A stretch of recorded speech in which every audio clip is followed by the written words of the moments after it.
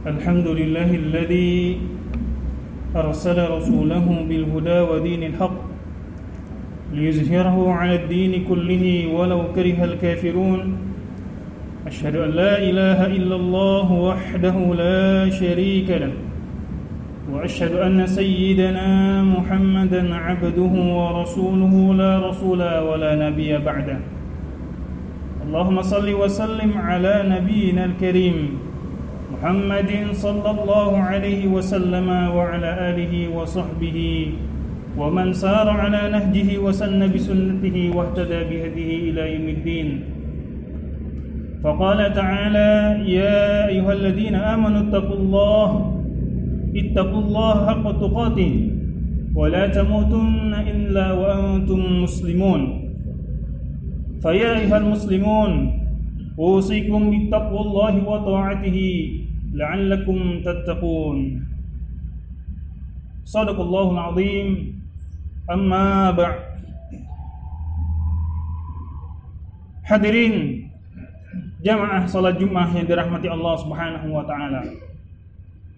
Marilah kita bersyukur kepada Allah Subhanahu wa taala, Tuhan yang Maha Pengasih, yang telah memberikan kepada kita nikmat yang begitu besar, nikmat yang begitu banyak, nikmat yang tiada terkira, nikmat yang tiada nilainya dibanding dengan materi-materi yang ada. Nikmat-nikmat tersebut yang paling mulia ada nikmatul iman wal Islam, nikmat meyakini Allah Subhanahu wa taala sebagai Rabb dan Tuhan kita, dan meyakini Rasulullah sallallahu alaihi wasallam adalah rasul dan nabinya, serta diutusnya baginda Rasulullah sallallahu alaihi wasallam kepada umat manusia. Wa ma arsalnaka illa rahmatan lil alamin. Tidaklah kami utus engkau wahai Muhammad kecuali untuk seluruh alam semesta. Salawat dan salam marilah kita senantiasa salawatkan, kita haturkan kepada baginda Rasulullah sallallahu alaihi wasallam. Beliaulah penutup para nabi, beliaulah qudwah hasanah sampai akhir kiamat nanti. Beliaulah menjadi panutan siapapun yang menginginkan keselamatan dari dunia hingga akhirat dan yaumul kiamat. Mudah-mudahan kita semua yang hadir pada saat ini dan keluarga-keluarga kita yang ada di rumah, mudah-mudahan kita semua termasuk dari umatnya Rasulullah sallallahu alaihi wasallam dan diakuinya kita sebagai umatnya, umat yang terbaik. Amin ya rabbal alamin. Khatib tak lupa mewasiatkan kepada diri khatib sendiri dan tentu kepada jamaah sekalian, marilah kita senantiasa meningkatkan rasa muraqabatullah, merasa diawasi oleh Allah Subhanahu wa taala, merasa bahwa Allah Subhanahu wa taala wa huwa ma'akum haitsu ma kuntum, bersama kita dimanapun kita berada. Allah Subhanahu wa taala senantiasa pengawasannya, penglihatannya, pengetahuannya meliputi segala sesuatu. Oleh itu sebabnya rasa muraqabatullah akan menghantarkan kita kepada ketakwaan yang sejati, ketakwaan yang sebenar-benarnya, ketakwaan yang akan menjadikan bekal bagi kita semua menuju akhirat Allah Subhanahu wa taala. Jemaah Jumat yang dirahmati Allah Subhanahu wa taala, kalau tidak salah hari ini kita bertepatan dengan 13 Rabiul Awal 1442 Hijriah. Sehari yang lalu ada suatu peristiwa yang dahulu terjadi yang membuat umat manusia ini menjadi umat yang lebih baik, menjadi umat yang Allah Subhanahu wa taala sadarkan dari jahiliyah menuju cahaya Islam, dari kegelapan menuju terangnya hidayah Allah Subhanahu wa taala, yaitu lahirnya baginda Rasulullah sallallahu alaihi wasallam. Maka sebagai momentum yang sangat tepat, izinkan khatib untuk membahas khutbah pada kali ini, yaitu cinta dan rindunya Rasul kepada umatnya. Jamaah Jumat yang dirahmati Allah, ma'asyiral muslimin rahimakumullah. Allah Subhanahu wa taala berfirman dalam Al-Qur'an, yang mana surat ini atau ayat ini senantiasa kita bacakan dalam surat At-Taubah ayat yang ke-128. Allah Subhanahu wa ta'ala berfirman, a'udzubillahi minasyaitonir rajim, bismillahirrahmanirrahim. Laqad ja'akum rasulun min anfusikum azizun 'alaihi ma 'anittum harisun 'alaikum bil mu'minina raufur rahim. Yang artinya, telah datang kepada kalian rasul dari jenis kalian atau dari bagian kalian sendiri, yang mana rasul tersebut adalah azizun 'alaikum, orangnya merasa sangat memahamimu, memahami terhadap penderitaanmu. Kemudian 'alaikum bil mu'minina raufur rahim, dan dia menginginkan keislaman dan keselamatan bagimu, amat belas kasihan dan lagi maha penyayang terhadap orang-orang beriman. Ayat ini satu di antara begitu banyak ayat yang menggambarkan daripada cintanya dan kasih sayangnya Rasulullah sallallahu alaihi wasallam kepada umatnya. Bagaimana Allah Subhanahu wa taala mengkisahkan kepada kita semua sebagai umatnya yang datang kemudian, yang datang tidak di zaman Nabi Rasulullah sallallahu alaihi wasallam. Dalam ayat ini Allah Subhanahu wa taala mengabarkan kepada kita setidaknya 3 hal atau 4 hal. Yang pertama, bahwa Nabi atau Rasulullah sallallahu alaihi wasallam merupakan bagian dari diri kita sendiri atau bagian daripada umat manusia ini. Allah Subhanahu wa taala sengaja tidak mengutus rasul dalam bentuk makhluk, yaitu malaikat. Sengaja Allah Subhanahu wa taala tidak mengutus suatu makhluk selain daripada manusia, tetapi mengutus suatu rasul dan nabinya dengan manusia itu sendiri. Tentu tujuannya sangat banyak, hikmahnya sangat besar, yang pada intinya bahwa kita bisa mengikuti sunnah Rasulullah sallallahu alaihi wasallam. Sebagaimana juga dalam firman-Nya, laqad kana lakum fi Rasulillahi uswatun hasanah. Dinamakan uswatun hasanah karena ketika kita melihat seluruh sisi aspek kehidupan manusia, seluruh dimensi-dimensi yang ada dalam tatanan kehidupan manusia, maka ujung-ujungnya yang terbaik adalah merujuk kepada kehidupan Rasulullah sallallahu alaihi wasallam. Jika kita menginginkan contoh terbaik pemimpin, kembali kepada Rasulullah sallallahu alaihi wasallam ada sebaik-baik pemimpin. Ketika kita ingin melihat seorang sosok ayah yang dicintai oleh anak-anaknya, yang digemari oleh anak-anaknya, maka kembali kepada Rasulullah sallallahu alaihi wasallam. Jika kita ingin melihat contoh yang terbaik, suami yang terbaik, suami yang pernah ada untuk istri mereka adalah Rasulullah sallallahu alaihi wasallam. Khairukum li ahli. Sebaik-baik kalian adalah yang berbuat baik terhadap keluarganya, dan Nabi telah memberikan contoh dan tauladan yang terbaik bagi kita semua. Jamaah Jumat yang dirahmati Allah Subhanahu wa taala. Kemudian poin yang kedua adalah bagaimana cintanya dan rindunya Rasul kepada kita semua diungkapkan oleh Allah dalam ayat ini atau 128 ini, yaitu azizun alaihi ma'anittum. Rasulullah adalah sosok manusia yang sangat menginginkan keringanan, tidak mau memberatkan umatnya. Begitu banyak hadis, begitu banyak ayat, begitu banyak dalil yang menyatakan kepada kita semua bahwa Rasulullah sallallahu alaihi wasallam tidak mau memperberat umatnya ini. Salah satunya adalah kisah di mana Rasulullah sallallahu alaihi wasallam mendapatkan perintah salat 50 kali dalam sehari semalam.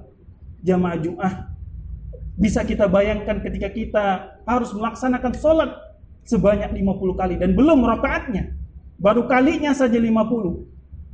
Mungkin kita tidak lagi sempat untuk melakukan kegiatan lain kecuali sholat itu sendiri.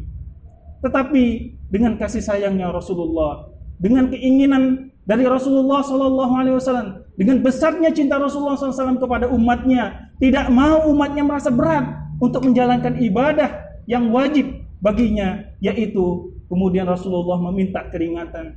Berulang kali Rasulullah SAW meminta keringanan kepada Allah Subhanahu wa taala sampai pada akhirnya hanya tersisa 5 kali dalam sehari semalam.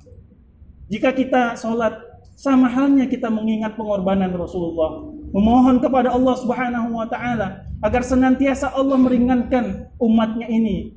Rasulullah tahu kita umurnya sangatlah pendek ketimbang umat-umat terdahulu. Rasulullah tahu umatnya sangat lemah ketimbang umat-umat yang lain. Rasulullah juga tahu bahwa umatnya tidaklah lebih banyak panjang umurnya ketimbang umat-umat yang lain. Sehingga banyak bonus-bonus yang Allah Subhanahu wa taala sediakan yang juga dimintakan oleh Rasulullah sallallahu alaihi wasallam. Bahkan dalam hadis yang lainnya, dalam riwayat yang Muslim, Rasulullah sallallahu alaihi wasallam bersabda, "Laula an asyqa ala ummati la amartuhum bisiwak 'inda kulli shalah." Yang artinya, seandainya tidak memberatkan umatku, niscaya aku akan perintahkan bagi mereka untuk bersiwak, membersihkan giginya, membersihkan mulutnya setiap waktu untuk menjelang salat. Jamaah Jumat yang dirahmati Allah, kata-kata laula an asyqa ala ummati sebagai bentuk kasih sayang Rasulullah sallallahu alaihi wasallam, begitu dalam cinta beliau kepada umatnya sehingga tidak mau mempersulit. Apalah artinya ketika kita sudah mencuci tangan, begitu mudah kita lakukan untuk menggosok gigi, tetapi Rasulullah tidak mau memberatkan umatnya. Jamaah Jumat yang dirahmati Allah Subhanahu wa taala. Bahkan dalam hadis yang sahih pula disebutkan oleh Rasulullah sallallahu alaihi wasallam, yassiru wa la tu'assyiru wa basyiru wa la tunaffiru. Mudahkanlah dan janganlah persulit. Berilah kabar gembira dan jangan kemudian membuat umat ini lari. Suatu hari Mu'az bin Jabal mengimami salat para makmumnya, para jamaahnya. Namun sayang Mu'az bin Jabal memanjangkan salat sehingga terasa berat pada umatnya, pada jamaahnya pada saat itu, sehingga datanglah laporan kepada baginda Rasulullah sallallahu alaihi wasallam. Kemudian apa yang dilakukan oleh Rasulullah sallallahu alaihi wasallam? Memanggil Mu'az, kemudian mengatakan, "Afattanu anta ya Mu'az? Apakah engkau akan menyulitkan manusia? Apa engkau akan memberikan fitnah kepada manusia?" Jamaah Jumat dan mata Allah, Rasulullah tidak ingin memberikan sesuatu yang berat kepada kita. Kemudian poin yang ketiga adalah hadisun alaikum, yaitu Rasulullah sallallahu alaihi wasallam sangat menginginkan keimanan, ketakwaan yang dilakukan oleh umatnya. Jamaah Jumat yang dirahmati Allah. Dalam salah satu cerita diriwayatkan oleh Bukhari dan Muslim juga bahwa Rasulullah sallallahu alaihi wasallam berkunjung kepada rumah seorang Yahudi, yang mana anak Yahudi ini senantiasa membantu Nabi Muhammad sallallahu alaihi wasallam.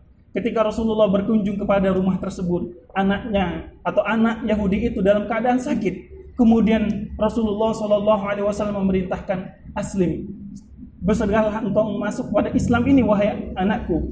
Kemudian anak itu menatap dengan penuh pengharapan. Dia menatap dulu kepada ayahnya. Kemudian ayah mengatakan, "Ikutilah apa yang dikatakan oleh Rasulullah SAW." Kemudian dia mengucapkan syahadat, "Asyhadu an la ilaha illallah wa asyhadu anna Muhammadar Rasulullah." Lalu kemudian anak itu pun meninggal dunia. Kemudian Rasulullah SAW bersabda yang artinya, sesungguhnya alhamdulillah, segala puji bagi Allah, aku telah menyelamatkannya dari api neraka Allah Subhanahu wa taala. Bahkan dalam ayat lain, dalam surat Al-Baqarah ayat 75, Allah Subhanahu wa taala mengisahkan kepada kita bagaimana seriusnya Nabi, bagaimana keinginan yang kuat dari Nabi SAW agar umatnya ini bisa masuk Islam dengan penuh keselamatan dan kedamaian.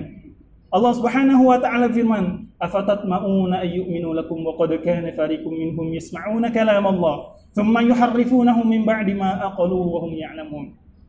Asbab nuzul ayat ini adalah bahwa Rasulullah sallallahu alaihi wasallam menginginkan keislaman para pembesar kaum Quraisy pada saat itu, sehingga Rasulullah sallallahu alaihi wasallam tiap saat, tiap menit, tiap detiknya berdoa kepada Allah agar Allah memberikan hidayah kepada orang-orang yang tentu orang-orang tersebut ketika dia nantinya bisa masuk Islam, akan Islam ini semakin meninggi, semakin mulia di hadapan manusia sehingga banyak orang yang masuk Islam.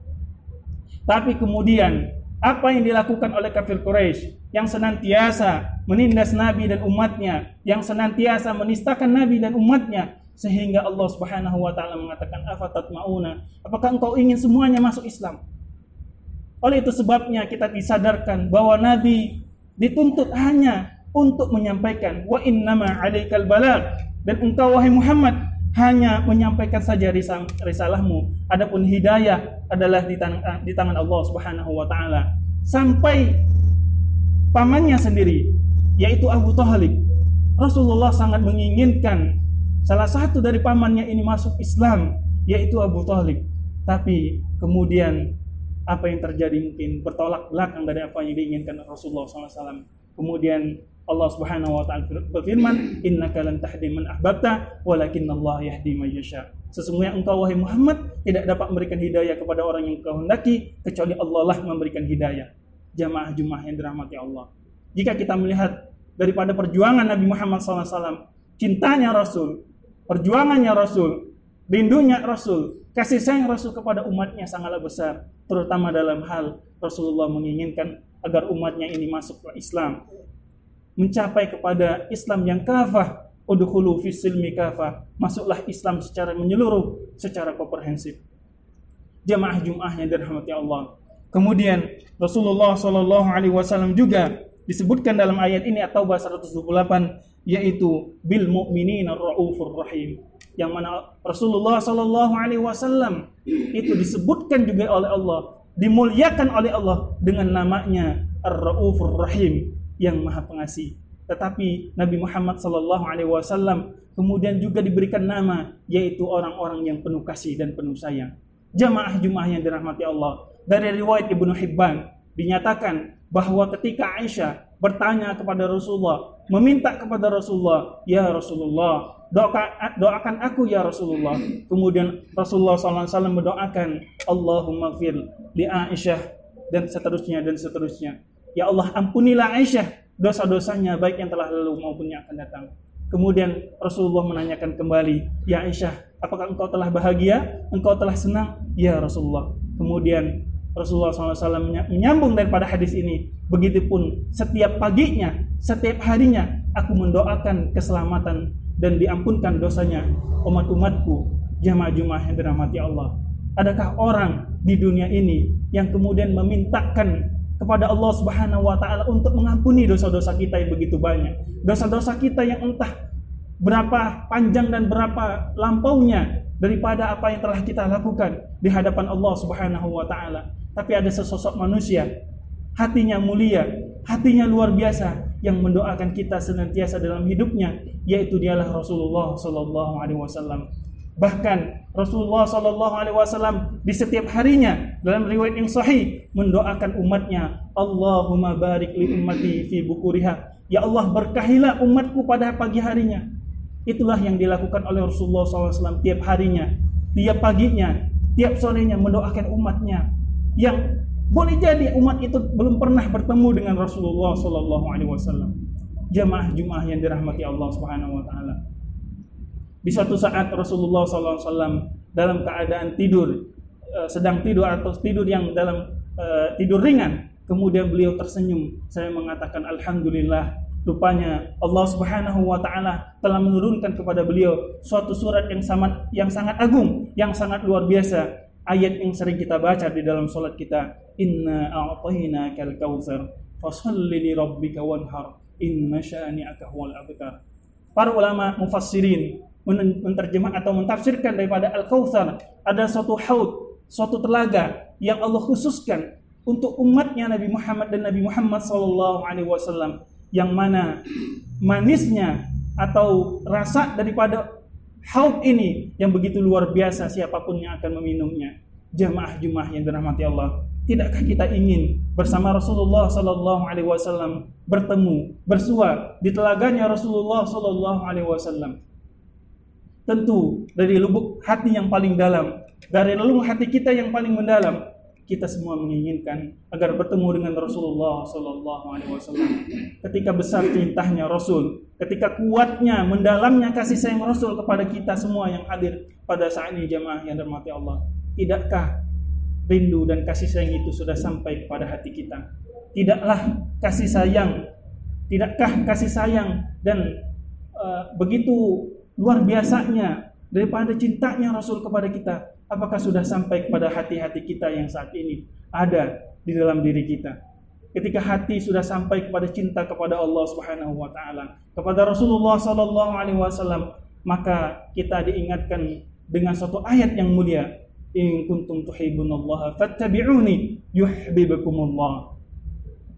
Jikalah kalian mencintai Allah Subhanahu wa taala, maka ikutilah aku, niscaya Allah Subhanahu wa taala pun akan mencintai kalian. Jamaah Jumat yang dirahmati Allah Subhanahu wa taala. Khatib tutup pada khutbah yang pertama ini suatu riwayat dari Anas bin Malik radhiyallahu anhu. Ketika itu Anas bin Malik kemudian bertanya kepada Rasulullah sallallahu alaihi wasallam, amalan apa yang membuat kita nanti dikumpulkan oleh Allah Subhanahu wa taala di surganya yang mulia bersama dengan Rasulullah sallallahu alaihi wasallam? Kemudian Rasulullah sallallahu alaihi wasallam bersabda, al-mar'u ma'an man ahabba. Seseorang itu akan bersama siapa yang dia cintai. Kemudian Anas mengatakan, mungkin dosaku terlalu banyak, kesalahanku terlalu mendalam dan begitu banyak di sisi Allah Subhanahu wa taala. Tetapi paling tidak cintaku kepada Rasul, sayangku dan kepada Rasulullah sallallahu alaihi wasallam akan mengantarkan kepada surganya Allah. Bisa bersua dengan Rasulullah sallallahu alaihi wasallam yang telah kurindukan bersama para sahabat yang lainnya, Abu Bakar, Umar, Utsman dan Ali radhiyallahu anhum wa radu'an, dan para nabi dan rasul, orang-orang yang diberikan nikmat oleh Allah Subhanahu wa taala, minan nabiyyin was-siddiqin wasyuhada'i was-shalihin. Dihimpunkan mereka-mereka yang diberikan nikmat oleh Allah Subhanahu wa taala tersebut.